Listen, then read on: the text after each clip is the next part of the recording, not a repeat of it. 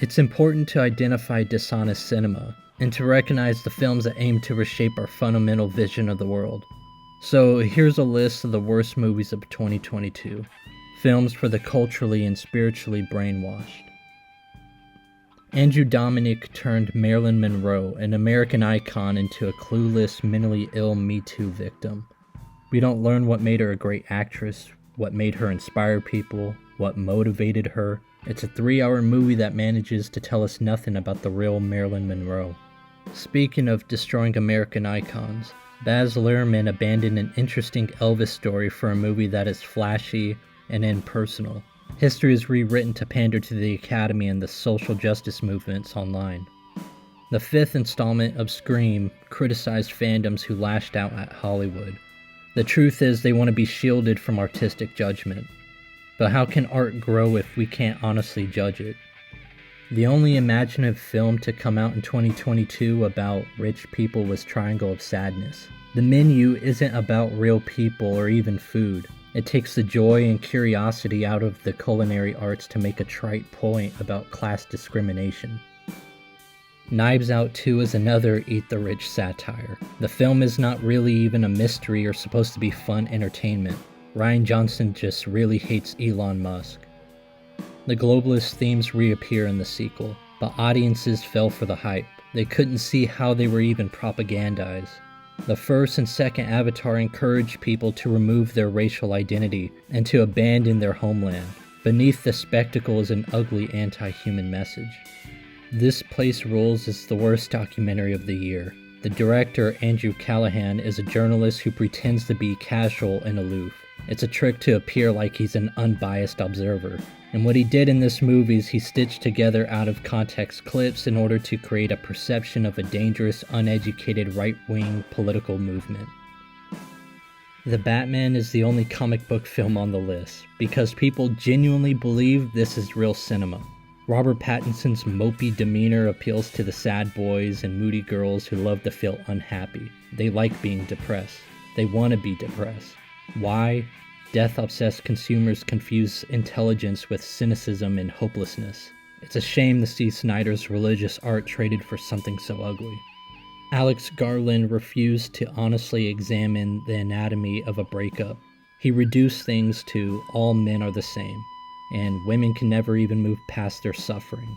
The best way to describe the movie, it's trauma porn. Pearl is another A24 film. Generation Z can relate to Pearl because of their shared anarcho-narcissism. Feminism and its consequences have been a total disaster for cinema and society. Damien Chazelle made a surface-level critique of Hollywood. What did he expose? Major studios had a history of covering up on-set accidents. Celebrities consumed a lot of drugs and weren't really faithful to their spouses. It's a very superficial analysis. See Eyes Wide Shut for an accurate depiction of Hollywood. Chazelle also called it a love letter to the art of cinema, but there's no real love or understanding. We don't discover why movies are important to society and why people are so passionate about filmmaking. Everything about it is so lazy. The costume design is wrong. Women did not dress that way in the 1920s. And the obscene dialogue is also incorrect and tacky. There isn't truth or passion on screen. This movie proudly lies to its audiences, all in the name of black feminism. It confuses empowerment with female narcissism. Olivia Wilde isn't insightful, original, or curious. She exploits human imperfection. So quick to judge and attack the incel community, she misses an opportunity to discover how disenfranchised men might end up in that kind of space.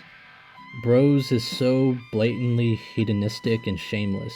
It's taken to its logical conclusion. Society normalized homosexuality. Now progressive writers don't need to pretend gay people are just like normal suburban heterosexuals. In a way, it's actually very instructive.